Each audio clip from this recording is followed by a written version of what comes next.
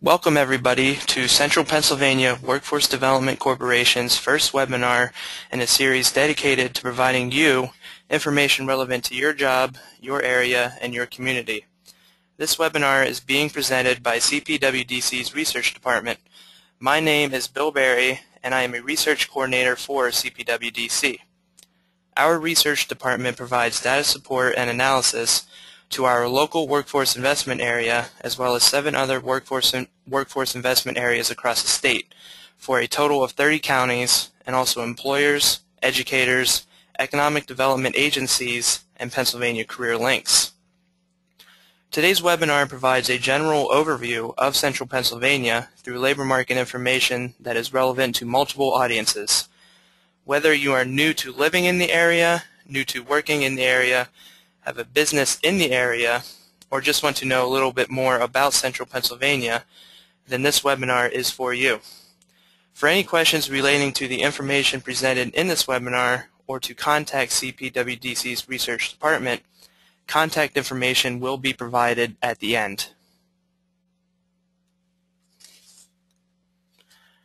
Before we get started discussing the Central Pennsylvania region, I would first like to provide a little background on the CPWDC.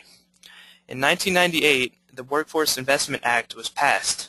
This law mandates that states be divided into workforce investment areas and that each area have a workforce investment board. These boards are responsible for overseeing workforce development programs and directing federal, state, and local funding associated with those workforce development programs. One of the most visible roles of the Workforce Investment Board is oversight of one-stop career centers known as PA Career Links in Pennsylvania. PA Career Link is the most widely known entity that carries out the Workforce Investment Act programs. The Central Pennsylvania Workforce Investment Board is comprised of 44 members, with the majority coming from the private sector, and works closely with the local elected official board comprised of 1 county commissioner from each of the 9 counties. I am one of the 13 staff members to this Workforce Investment Board that is incorporated as Central Pennsylvania Workforce Development Corporation, or CPWDC. CPWDC is a 501c3 nonprofit organization. When we talk about Central Pennsylvania, we are talking about the 9-county workforce investment area that includes Center, Clinton, Columbia, Lycoming, Mifflin, Montour, Northumberland, Snyder, and Union counties. This 9-county region is highlighted on the map. This is one of 23 workforce investment areas across the state. Central Pennsylvania covers over 5,000 square miles, is located near many major cities including Philadelphia, Pittsburgh, and New York City. It has 7 higher education institutions, 7 career and technical centers, and 31 public school districts. For more information about our region, please visit our website, click on About Us, then Our Region.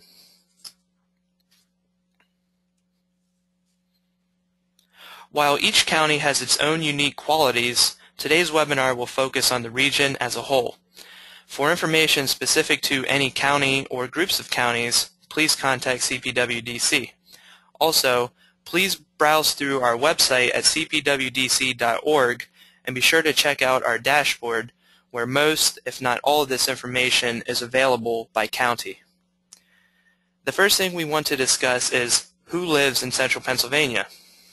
As staff to a Workforce Investment Board, we are concerned about the population living in the region because these are the people that are most readily accessible for employment at local businesses.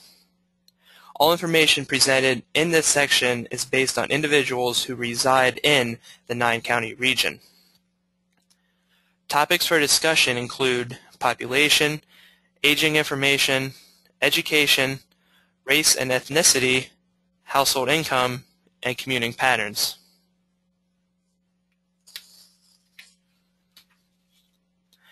The most basic demographic for any region is how many people live there. The total population in Central Pennsylvania is over 600,000, accounting for 5% of the total statewide population. The population in central Pennsylvania is increasing. Since the year 2000, the population has increased by over 1%. Projections over the next 5 years indicate additional growth of close to 2%. There are really only two causes for an increase in population.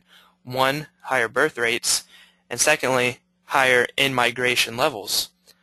The obvious one that we as workforce developers are concerned with is in-migration, which is simply more people moving into the area than there are those leaving the area. Since these individuals may already be part of the labor force, we are concerned with this population. In-migration is usually associated with an area offering a high quality of life, job opportunities, and reasonable cost of living.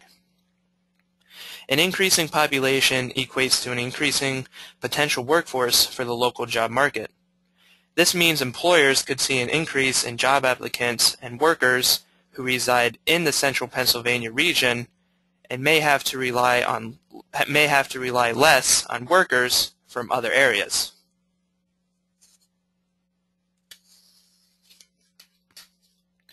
To give perspective to how the population in central Pennsylvania has changed, this chart compares the percent change in population during the time periods 1980 to 1990, 1990 to 2000, 2000 to 2009, and 2009 to 2014 for central Pennsylvania, Pennsylvania as a whole, and the United States. As we have already discussed, and as shown on the chart, central Pennsylvania has increased in population during each time period and is expected to continue growing in the future based on projections for 2014. In fact, central Pennsylvania has experienced higher than average growth compared to the state, which is projected to decrease in population by 2014. Clearly, though, the rate of growth across all of the United States far outpaces the growth seen locally.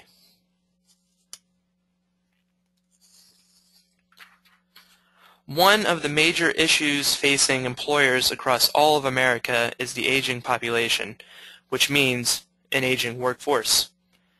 The basic concern is that as baby boomers retire, there will not be enough younger workers to replace the significant loss in the workforce. With an aging workforce, employers are likely to experience difficulty filling all job openings, higher competition for workers, the need to employ retirees on a less than full-time basis, possibly through flexible work scheduling or even as consultants, and finally, a loss of valuable knowledge and experience. Based on historical data, the population under the ages of 45 decreased by 4.2%, while the population ages 65 and over increased by 4.7%. Furthermore, the median age of residents living in central Pennsylvania increased from 36.5 to 37.6. Clearly, the age of the population in the region is increasing.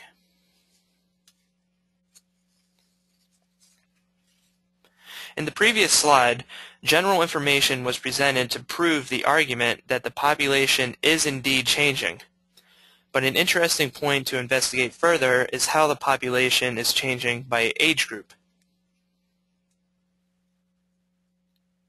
This chart shows the population proportion across 18 unique age groups for 2000, 2009, and 2014.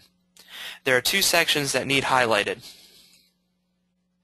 The first circle shows how the population for individuals between the ages of 10 and 24 are expected to be at their lowest levels ever by 2014. The second circle points out that individuals between the ages of 55 and 69 may be at their highest levels. So, what this shows is that older age groups are projected to reach new highs and younger age groups are projected to reach new lows, providing a clear illustration of the problem with an aging workforce, where there may not be enough younger workers to replace all the retirees in the near future.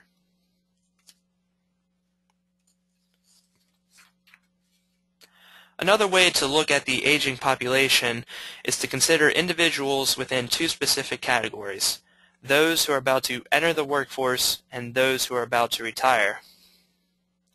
Potential entrants are classified as individuals between the ages of 20 and 29, and potential exits or retirees are ages 65 and over, which is the typical retirement age. By comparing these two age groups over time, using both historical data and future projections, this answers the question of when this impact will occur. In reviewing this information, and as shown on the chart, the number of retirees begins to outpace the number of entrants beginning as early as 2014 or 2015. It is important to take into account the current economic landscape when discussing the aging population and the effects that it may have on the workforce. Older workers are delaying retirement and sometimes even taking on a second job. Nonetheless, the looming cloud of an aging population still remains, and it really becomes a question of when, not if, the aging population will begin to impact the workforce and local employers.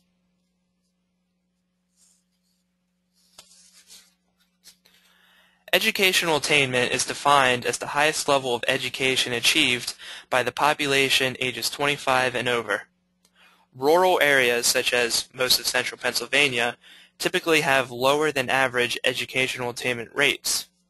Generally, lower educational attainment rates are the results of the types of jobs in the area or the lack of accessibility to post-secondary institutions, despite the presence of multiple institutions in the area. This chart compares the educational attainment by residents ages 25 and over in central Pennsylvania, the state overall, and the United States for 2009. What we see in this chart is that 58% of all central Pennsylvania residents ages 25 and over have achieved a high school diploma or less, compared to 51% in Pennsylvania and 45% in the United States. Again, this may simply be a function of the types of jobs in the area, either presently or in the past. Also, we see that only 22% of the population in central Pennsylvania has a bachelor's degree or higher, compared to 26% in Pennsylvania and 28% in the United States. Some of the fastest growing jobs in the area require training beyond high school, so it is important for residents to consider this when deciding on their career and educational goals. Educational attainment rates are driven by the population. If a large portion of the population is older, you would expect lower educational attainment rates.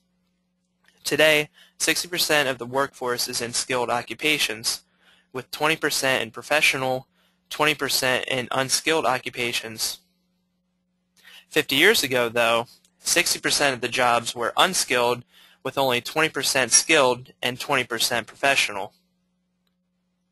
As more of the population, especially the younger population, realizes the importance of post-secondary education and they reach higher educational attainment levels, these proportions will begin to shift. Based on 2014 projections, the proportion of individuals with a bachelor's degree or higher is expected to increase, showing the growing importance of a higher education.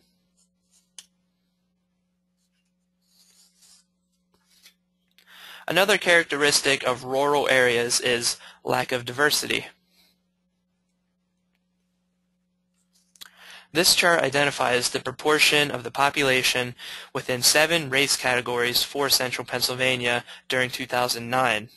Clearly, central Pennsylvania is not diverse when it comes to race. Over 93% of the population is classified in the white race category. Not shown on this chart is ethnicity, specifically Hispanic and non-Hispanic populations.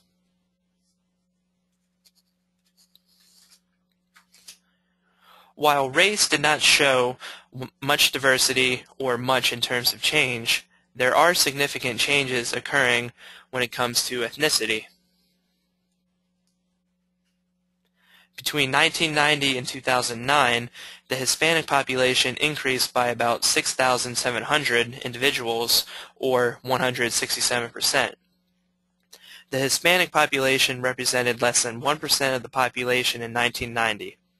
By 2009, this proportion increased to nearly 2%, indicating that the Hispanic population grew at a faster rate than the non-Hispanic population. By 2014, the Hispanic population may continue to grow with an expected increase of 18%.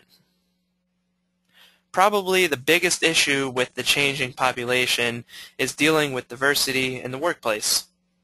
Additionally, applicants who speak English as a second language may be applying for open jobs.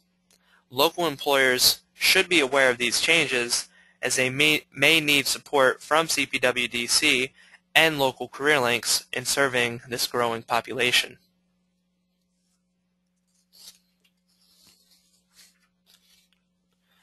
This slide identifies the gap in wealth in terms of median household income between central Pennsylvania as compared to the state overall.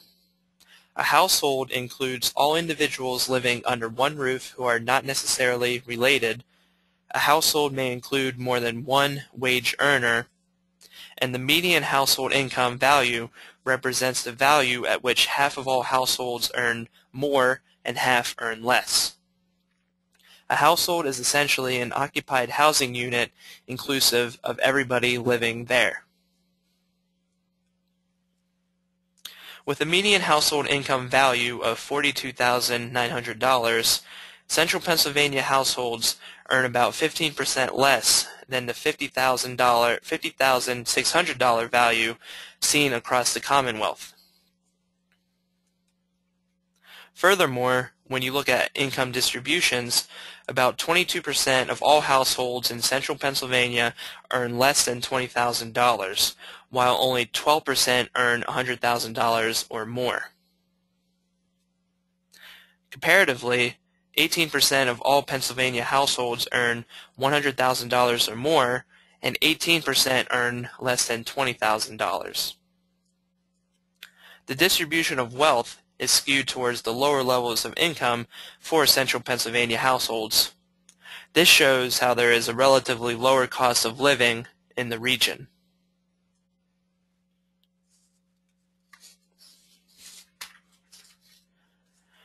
This is the final topic we will cover for living in central Pennsylvania, answering the question of where do residents actually work?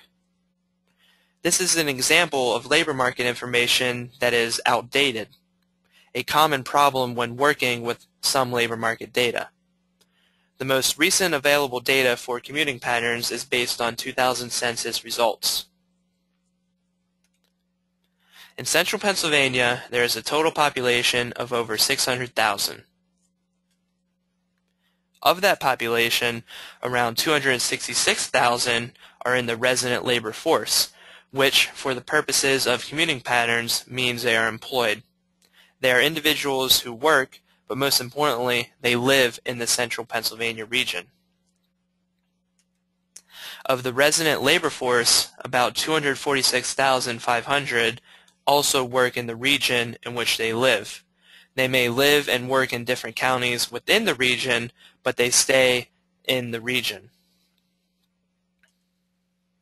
Residents who work outside of the region are referred to as outcommuters, and there are over 19,000 outcommuters in central Pennsylvania. Outcommuters most commonly work in Luzerne and Dauphin counties.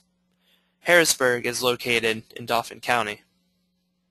This shows how a majority of the resident labor force is employed in the 9 counties, but there are individuals who are able to live in the region where the cost of living is lower, as seen with the median household income, and then work in other counties where they might not be able to afford to live.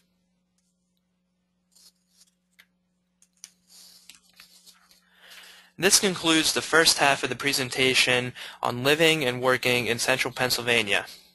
In summary, central Pennsylvania, while large geographically, is predominantly rural and has a steadily increasing population.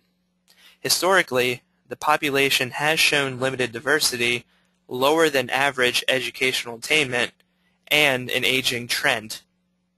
For the most part, Residents live and work in the region, and the cost of living is affordable. It will be interesting to see how the population and hiring in central Pennsylvania is affected by the economic recession recovery and the impact of economic development, such as the Marcellus Shale activity. Be sure to contact CPWDC if you have any questions regarding this webinar. Also, be sure to visit our dashboard at www.cpwdc.org for county-level statistics by clicking on Workforce Trends, then Dashboard. The second half of this presentation, which focuses on the workforce in central Pennsylvania, will be in a separate recording. Please come back to our website for future webinar postings and let us know what you think about the webinars or if you have any suggestions for topics. Thank you.